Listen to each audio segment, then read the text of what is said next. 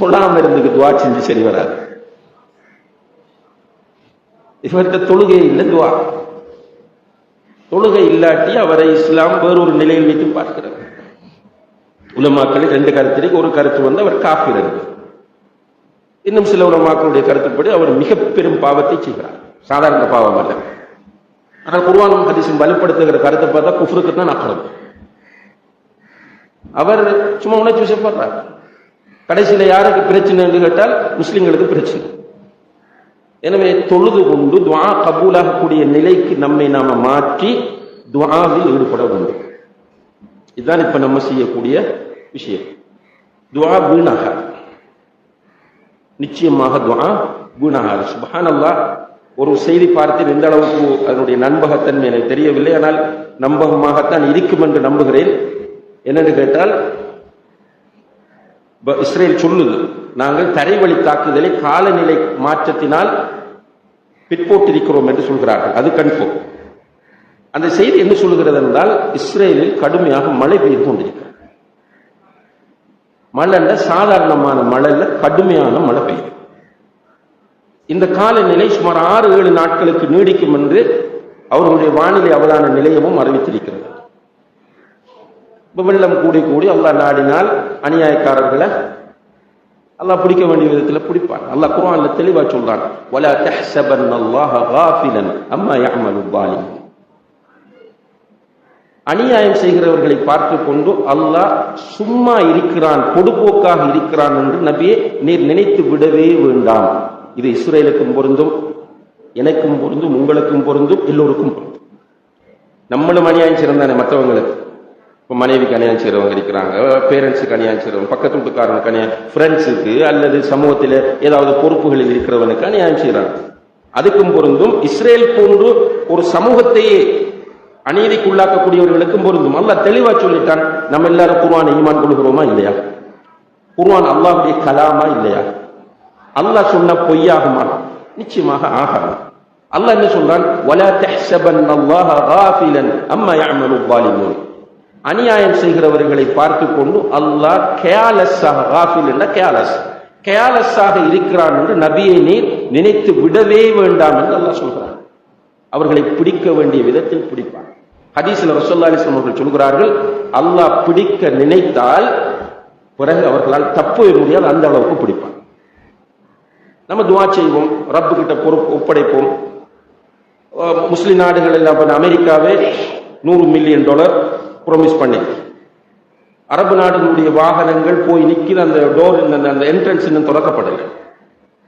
எகிப்தால போற வழி ஒன்று இருக்கிறது, அந்த வழி இன்னும் திறக்கப்பட்டால் நான் நினைக்கிறேன் பல கிலோமீட்டர் தூரத்திற்கு ஒவ்வொரு நாட்டினுடைய வாகனங்களும் நிற்கின்றன, நிவாரணங்களும் எல்லாம் போய் சேரும். இப்ப நம்ம துஆ கேட்கணும், அந்த வழி திறக்கப்பட வேண்டும், அந்த மக்களுக்கு அல்லாஹு தஆலா நிம்மதியை கொடுக்க வேண்டும், மௌத்தானவர்களை அல்லாஹ் ஷஹீதாக கபூல் செய்ய வேண்டும், அவர்களுடைய பாவங்களை மன்னிக்க வேண்டும், அவர்களுடைய குடும்பத்தினருக்கு அல்லாஹ் இரக்கம் காட்ட வேண்டும், குழந்தைகளுக்கு அல்லாஹ் அன்பு காட்ட வேண்டும், பெண்களுக்கு அன்பு காட்ட வேண்டும், அவர்களை அல்லாஹ் பாதுகாக்க வேண்டும் என்கிற துஆவிலே நாம் ஈடுபட வேண்டும்.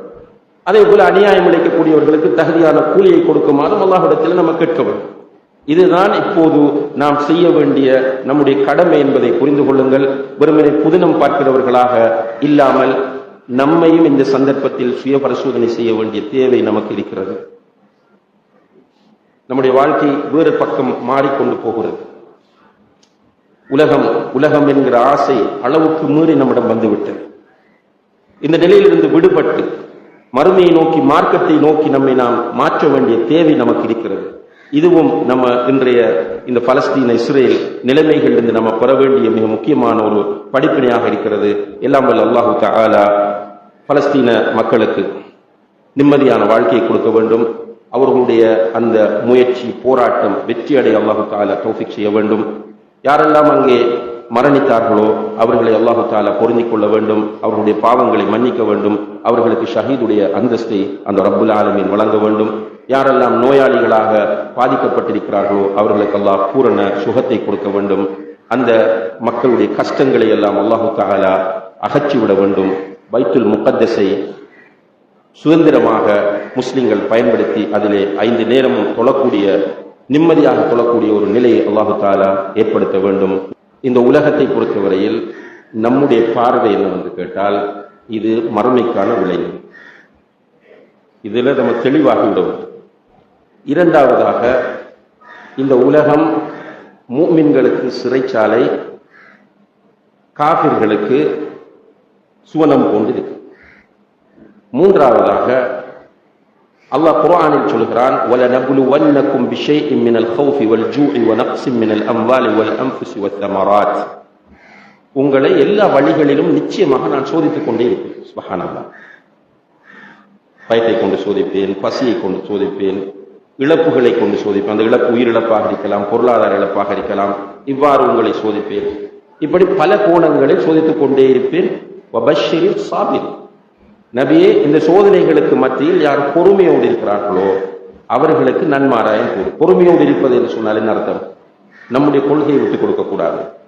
நம்முடைய வாயிலிருந்து கலாக்கதிற்கு மாற்றமான வார்த்தைகள் வந்துவிடக்கூடாது. நம்முடைய வாயிலிருந்து அல்லாஹுக்கு பொருத்தமில்லாத எதுவும் வந்துவிடக்கூடாது. இதுதான் பொறுமையோடு இருப்பது. என்ன சோதனை வரக்குள்ள உணர்ச்சி வசப்பட்டுரும். அல்லாஹ்க்கு கண்ணில்லையாண்டு கேட்கிறவங்களும் இருக்கிறாங்க. அவுதுபில்லா. அல்லாஹ் இரக்கம் இல்லாதவனாண்டு கேட்கிறவங்களும் இருக்கிறாங்க. அல்லாஹ் பாதுகாக்க வேண்டும். இந்த நிலைக்கு போகாமல் நாம் அதை ஏற்றுக்கொண்டு இருப்பதுதான் பொறுமையோடு இருப்பது என்பதன் அர்த்தமாகும் என்பதை புரிய வேண்டும். அப்ப சோதனை இருந்து கொண்டே இருக்கும். மௌத்து வரைக்கும் சோதனை. எனக்கு சோதனை இருக்கக்கூடாது என்று ஒருவர் நினைச்சா அவர் குர்ஆன் ஹதீஸை புரியவில்லை, உலகத்தையும் புரியவில்லை. அப்ப அந்த அடிப்படையில் இந்த உலகத்தில் சோதனைகள் இருக்கும். கூடுதலாக சோதிக்கப்படுகிறவர்கள் யார்? அதிகமாக நபிமார்கள். ஸல்லல்லாஹு அலைஹி வஸல்லம் அவர்கள் சொல்கிறார்கள், அஷத்துன் நாஸி பலாஅன் அல்-அன்பியா. நபிமார்கள் தான் அதிகமாக சோதிக்கப்படுவார்கள். அடுத்த நிலையில் சும்மல் அம்ஸல் ஃபல் அம்ஸல், அவர்களை போன்றவர்கள். இன்னும் ஒரு ஹதீஸ்ல வருகிறது, அவருடைய மார்க்க பிடிப்புக்கு ஏற்ப, மார்க்க பற்றுக்கு ஏற்ப அவரிடத்தில் சோதனை அதிகரிக்கும் என்று நபிகள் நாயகம் ஸல்லல்லாஹு அலைஹி வஸல்லம் அவர்கள் சொல்லியிருக்கார். அப்ப சோதனை என்பது அல்லாஹ்வுடைய சுன்னத், வந்து கொண்டே இருக்கும். அதிலே நம்ம பொறுமையோடு இருக்க வேண்டும் என்பது மிக முக்கியமான விஷயம். பொறுமை என்பது என்ன? சும்மா இருக்கிறது என்பது அர்த்தமல்ல. நம்முடைய கொள்கை இழந்துவிடக் கூடாது. ஈமானுக்கும் அகீதாவுக்கும் மாற்றமான விஷயங்களை சிந்திக்க கூடாது, பேசக்கூடாது என்பது அந்த பொறுமை என்பதுடைய அர்த்தமாகும்.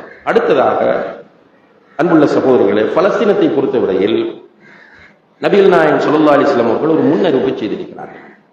என்ன முன்னறிவிப்பு என்றால், பலஸ்தீனத்தை, பைத்துல் முகத்தஸை முஸ்லிம்கள் வெற்றி கொள்வார்கள். இது அல்லாஹ்வுடைய தூதரின் முன்னறிவிப்பு. அல்லாஹ்வுடைய தூதர் முன்னறிவிப்பு செய்தால் அது நடக்கும். எந்த அளவுக்கு அந்த நிலைமை வரும் என்றால், அந்த வெற்றி கொள்கிற நிலை எப்படி இருக்கும் என்றால், ஸல்லல்லாஹு அலைஹி வஸல்லம் அவர்கள் சொல்கிறார்கள், அந்த நேரத்தில் ஒரு கராமத்து நடக்கும். முஸ்லிம்கள் பலஸ்தீனத்தை, பைத்துல் முகத்தஸை வெற்றி கொள்கிற போது ஒரு கராமத்து நடக்கும். என்ன கராமத்து என்றால், யூதர்கள் பயத்தில் போய் மரங்களுக்கும் கற்களுக்கும் பின்னால் மறைந்து கொள்வார்கள். முஸ்லிம்கள் கைப்பற்ற வாராங்கன்னு சொன்னோட பயத்தில் போய் மரங்களுக்கும் கற்களுக்கும் பின்னால் மறைந்து கொள்வார்கள்.